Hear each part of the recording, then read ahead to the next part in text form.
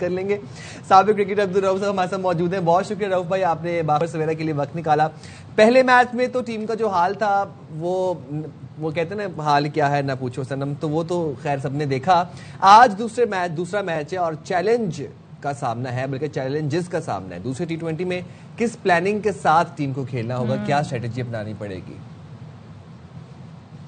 دیکھیے بیسیکلی تو میرا خیال ہے کہ جو سائیکولوجیکل لیول ہے پاکستان ٹیم کا اور مینجمنٹ کا وہ بہت زیادہ ڈاؤن ہو چکا ہے, اور جب آپ سائیکولوجیکل بالکل گر چکے ہوں تو پھر اس کے بعد پھر یہ اس طرح کی چینجنگ آپ کو نظر آتی ہے, اور جو بھی آپ چینجنگ کرتے ہیں یا جو پلاننگ کرتے ہیں وہ پھر اتنا پازیٹیو ثابت ہوتے نہیں ہیں, کیونکہ جب آپ ایک وننگ مومنٹم آپ کا بنا ہوتا ہے, آپ کا ٹیم کمبینیشن بنا ہوتا ہے, آپ ایک ردم میں ہوتے ہیں, جیت رہے ہوتے ہیں, تو پھر جو آپ کی بعض خامیاں بھی اس میں چھپ جاتی ہیں. مگر اب جب کہ جو ہماری کنڈیشن ہے اس میں میرا نہیں خیال کہ اب کوئی جو پازیٹیو چینج بھی کریں گے وہ بھی نیگیٹو چلی جائے گی, کیونکہ آپ دیکھیں جو ساؤتھ افریقن ٹیم ہے یہ کوئی بہت زیادہ, ساؤتھ افریقہ کا نام تو اس کو ضرور لگا ہوا, مگر اس میں 7-8 جو ان کے ٹاپ کوالٹی کے پلیئرز ہیں وہ مسنگ ہے, وہ کھیل ہی نہیں رہے.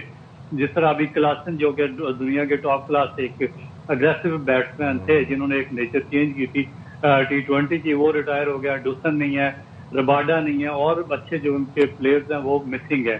تو اس کے باوجود پاکستان کو کمپریہنسولی انہوں نے پہلا جو ون ڈے ہوا T20 ہوا اس میں شکست دی ہے. تو اس میں اب کیا چینجنگ یہ کرتے ہیں آپ دیکھیں گے اس میچ سے پہلے کہ کس قسم کی یہ چینج کرتے ہیں. اچھا رؤف ایک چیز بتائیے گا, سننے میں آ رہا ہے جی کہ کچھ چینجز ہوں گی اور حسن نواز کی جگہ عبدالصمد اور وسیم جونیئر 2 یہ ان کو لایا جائے گا, تو یہ چینجز جو ہیں نسیم شاہ کی جگہ, تو یہ 2 چینجز آپ سمجھ رہے ہیں کچھ کردار ادا کر سکے گی آج کی پرفارمنس میں؟ دیکھیے چینجنگ اس لیے کردار ادا نہیں کرتی کیونکہ جب ان کے پاکٹ میں کوئی رنز نہیں ہے, کوئی وکٹیں نہیں ہے فرسٹ کلاس میں. اگر آپ پاس کی بات کریں جس طرح ہمارے لیجنڈز رہے ہیں, تو ایک جو ریپلیسمنٹ پلان پہ ایسا پلیئر بیٹھا ہوتا تھا جس کے فرسٹ کلاس میں 10-15 ہزار رنز ہوتے تھے, یا کسی کی 200-400-500 وکٹیں فرسٹ کلاس میں ہوتی تھی, تو آپ ایک آئیڈیا دے دیتے تھے کہ اس چینج سے یہ فرق پڑے گا.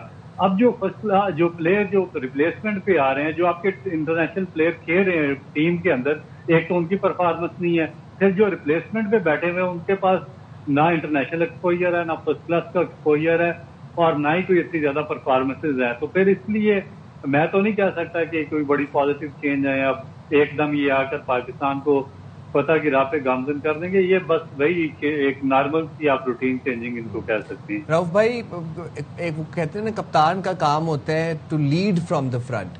سلمان علی آغا کو ہم نے دیکھا کہ ابھی یہ جو ایشیا کپ گزرا اس میں ان کی پرفارمنس مایوس کن رہی, نہ ان سے بیٹنگ ہو پا رہی ہے, نہ ان سے کپتانی صحیح سے ہو پا رہی ہے. اینٹیسپیٹ ہم کر رہے تھے کہ شاہین افریدی کو T20 کا کیپٹن چینج کیا جائے گا, ان کو اٹھا کے ون ڈے کا کیپٹن بنا دیا. ورلڈ کپ سر پہ ہے, 4 ماہ رہ گئے ہیں ورلڈ کپ میں, T20 فارمیٹ ہے. آپ کو لگتا ہے سلمان علی آغا کو کپتانی کنٹینیو کرنی چاہیے؟ دیکھیے آپشن نہیں رکھتے نا, ایک تو ریپلیسمنٹ پلان نہیں ہے, پتہ نہیں اس میں اب مجھے نہیں پتا کہ ان کی کیا ویژن ہے, کیا فیوچر پلان ہے پاکستان کرکٹ بورڈ کا, یا اس کا تھنک ٹینک پچھلے 10 سال کیا کرتا رہا ہے. کیونکہ آپ دیکھیں ٹیسٹ کیپٹن بھی ہمارا ایسا ہے اس کی اپنی جگہ نہیں بن رہی, T20 کیپٹن بھی ہمارا ایسا ہے کہ اس کی اپنی ٹیم میں جگہ نہیں بن رہی. ون ڈے میں آپ نے رضوان اچھا بلا چاہتا تھا, اس کو نکال کے شاہین افریدی کو لے آئے ہیں, تو اب اس کی اپنی جگہ بھی ٹیم میں بچانا مشکل ہو جائے گا. تو جب آپ اس طرح کے ریڈیکولس قسم کے ڈیسیژن لیں گے جبکہ آپ کے کیپٹن کی اپنی ٹیم میں جگہ نہیں بن رہی, تو وہ فرنٹ سے کیسے لیڈ کرے گا اور پاکستان کو ایک فتح کے راستے پہ کیسے گامزن کر سکے گا. میرا تو ایک عجیب و غریب قسم کی ایک کھچڑی پکی ہوئی ہے پاکستان کرکٹ بورڈ کے اندر. اور رؤف اگر ہمارا مسئلہ بیٹنگ میں بہت زیادہ ہو رہا ہے, سائن کی بات کریں وہ بیٹنگ ان سے ہم ایکسپیکٹ کرتے ہیں, وہ بولنگ زیادہ اچھی کر رہے ہیں, چلے یہ بھی اچھی بات ہے, بٹ اسٹل قومی ٹیم کو ان کی بیٹنگ کی ضرورت ہے. اسی طریقے سے بابر جو ہے ان کو ٹیم میں شامل کیا گیا, پہلے انہیں اس فارمیٹ سے ہی ڈراپ کیا گیا تھا, ہم نے دیکھا جی لاسٹ میچ میں دوسری گیند پر آؤٹ ہو گئے. تو یہ بیڈ پیچ ہے کیا ہے, کیوں نہیں کھیل پا رہے ہیں یہ پلیئرز؟ دیکھیے بیڈ پیچ ہوتا ہے کوئی 2 میچ 4 میچ 5 میچ, بیڈ پیچ کون سا ہے, یہ 3 سال سے بیڈ پیچ ہی چل رہا ہے. آپ کنسسٹنٹلی ان کو کھلا رہے ہیں, پچھلے 3 سال سے وہ ٹیسٹ کرکٹ بھی کھیل رہے ہیں, ون ڈے بھی کھیل رہے ہیں, پرفارم کر نہیں رہے. بڑی مشکل سے 3 سال بعد ٹیسٹ کرکٹ میں 50 رنز انہوں نے کیے ہیں, تو آپ نے ان کو تیسرے فارمیٹ میں بھی ڈال دیا ہے. جو فارمیٹ کے وہ پلیئر ہیں ٹیسٹ کرکٹ کے ون ڈے کرکٹ کے پہلے اس میں تو پرفارم کر کے آئیں. اگر اس میں پرفارم نہیں کرتے تو ایک ایسا فارمیٹ جو آپ کا فارمیٹ ہی نہیں ہے جس میں پہلے ہی آپ کے اسٹرائک ریٹ پہ بہت زیادہ کوشچن مارکس آ رہے ہیں. تو پھر آپ کے جو کوچ ہیں مائک ہیسن جن کو ہائیلی پیڈ کر کے پاکستان لایا گیا, ابھی 2 مہینے پہلے تو وہ کہہ رہے تھے کہ بابر کو اسٹرائک ریٹ امپروو کرنا پڑے گا اور اس کی وائٹ بال کرکٹ میں تبھی جگہ بنے گی جب اسٹرائک ریٹ امپروو کریں گے. تو وہ تو پچھلے 6 مہینے سے وائٹ بال کرکٹ ہی نہیں کھیلے, تو اسٹرائک ریٹ انہوں نے کہاں پہ امپروو کیا جو آپ نے واپس ان کا کم بیک کروا دیا ہے. تو یہ تو ایشوز ہیں نا. تو لیکن رؤف بھائی اس پہ جواز یہ پیش کیا جا رہا ہے, کہا یہ جا رہا ہے کہ وہ بابر تو 6 مہینے سال بعد کھیل رہے ہیں, تو وہ تو پہلا میچ ہے, تو بھی وارم اپ مطلب پہلے میچ میں ذرا وہ کارکردگی نہیں دکھا پائے کیونکہ بڑے عرصے بعد وہ کھیل رہے ہیں. دیکھیں یہ تو پھر عوام کو بیوقوف بنانے والی بات ہے. میں آپ کو ایک ایگزامپل دیتا ہوں. 99 میں اسٹیوا نے ورلڈ کپ جیتا تھا اور وہ دنیا کے سپر ڈپر کیپٹن تھے. وہ وائس کیپٹن تھے آسٹریلیا کے جنہوں نے سب سے زیادہ ٹیسٹ میچز آسٹریلیا کے جتوائے. مگر ود ان اگلے 3-4 ورلڈ کپ جیتنے کے 3-4 مہینے کے بعد ایک بی بی سیریز تھی ویسٹ انڈیز کے خلاف, وہ آسٹریلیا ہار گیا. تو فیوچر پلان میں شامل نہیں تھے اسٹیوا. انہوں نے وہاں پہ اس کو پونٹنگ کو کیپٹن بنا دیا اور پھر پونٹنگ اگلے 2 ورلڈ کپ ان کو جتوا گیا. وہ کیری آن کرتے رہے, حالانکہ اس کے بعد اسٹیوا کی ڈومیسٹک جو شیفلڈ شیلڈ تھی اس میں بہت آؤٹ اسٹینڈنگ پرفارمنس تھی, مگر ایک تھنک ٹینک تھا ان کا جو ڈیسیژن لے رہا تھا کہ ہم نے کس کو آگے فیوچر پلان میں رکھنا ہے, کون کس کی ریپلیسمنٹ پہ بیٹھا ہوا. اس طرح جو بڑے کرکٹ بورڈ اسٹیبلش ٹیمیں ہیں وہ اس طرح کے ڈیسیژن لیتے ہیں. ابھی روہت شرما اور کوہلی کا آپ کے سامنے ہے. تو یہ پھر پراپر بیڈ پیچ کے باوجود پور پرفارمنس سے پھر واپس پرانے پلیئرز کو پکڑ کے دوبارہ ٹیم کے اندر لا رہے ہیں. اچھا رؤف, آپ بتائیے گا آج کے میچ میں یہ دیکھتے ہوئے کہ آپ جیسے ہم سب ہی کہہ رہے ہیں جی یہ بی ٹیم آئی ہے ساؤتھ افریقہ کے, ان کے ٹاپ پلیئرز بھی نہیں ہیں اس ٹیم میں شامل, کیا ہماری اسٹریٹجی ہونی چاہیے؟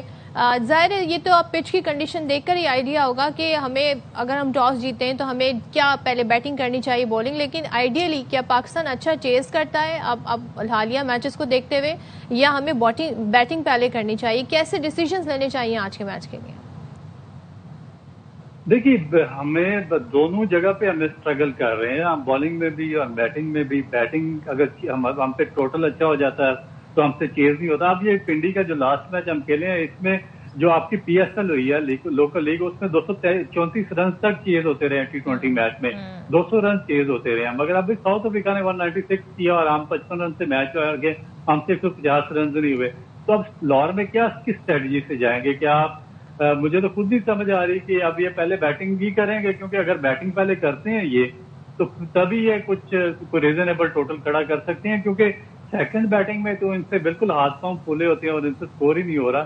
تو اب میرا تو یہی خیال ہے کہ پچ جس قسم کی بھی ہو, یہ ایک تو یہ پچ والا اپنے دماغ سے ان کو نکالنا ہوگا کہ یہ جو پچز کبھی پنکھے لگا کے پچ کچھ کر رہے ہیں, کبھی یہ ڈرائی ہیٹر لگائے ہوئے ہیں, کبھی کوچ وہاں پہ پچ کے اوپر بیٹھا ہوا عجیب و غریب ڈرامے کر رہا ہے. تو یہ ان ڈراموں سے نکل کے ہمیں میرا خیال ہے کہ کرکٹ پہ توجہ دینی چاہیے. جب ہم پلیئرز کے دماغ میں یہ چیز ڈال دیں گے پچ کے بارے میں تو پھر ہمارا اللہ ہی حافظ ہوگا. بالکل آپ صحیح کہہ رہے ہیں, لیکن لیٹس ہوپ آج کیا ہوتا ہے. تھینک یو سو مچ. عبدالرؤف ہمارے ساتھ تھے.